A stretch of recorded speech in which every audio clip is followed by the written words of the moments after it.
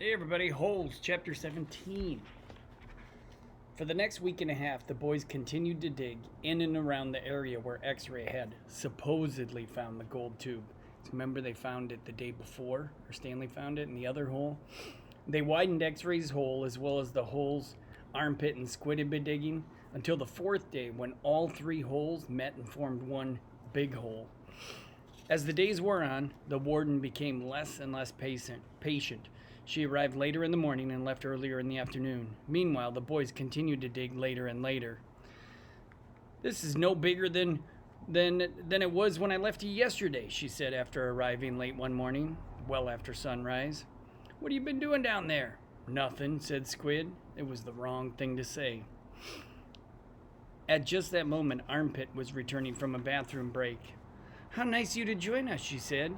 "And what have you been doing?" "I had to, go." The warden jabbed at Armpit with her pitchfork, knocking him backwards into a big hole. Pitchfork. The pitchfork left 3 holes in the front of his shirt and 3 tiny spots of blood. "You're giving these boys too much water," the warden told Mr. Pendanski. They continued to dig until late afternoon, long after all the other boys had finished for the day. Stanley was down in the big hole along with the other boys. They had stopped using the wheelbarrows. He dug a shovel into the side of the hole. He scooped up some dirt and was raising it up to the surface when Zigzag's shovel caught him in the side of the head. He collapsed, meaning he fell down. He wasn't sure if he passed out or not. He looked up to see Zigzag's wild head staring down at him. "I ain't digging that dirt," Zigzag said. "That's your dirt." "Hey, Mom," Magna called. "Caveman's been hurt." Stanley brought his fingers up to the side of his neck. He felt his wet blood and a pretty big gash, like a pretty big cut just below his ear. Magnet helped Stanley to his feet, then up and out of the hole.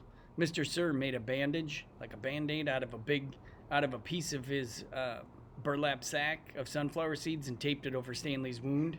Then he told him to get back to work. This isn't nap time.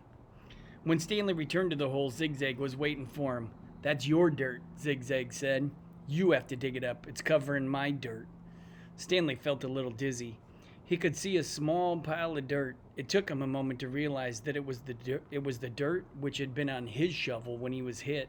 He scooped it up, then Zigzag dug his shovel into the ground underneath where Stanley's dirt had been.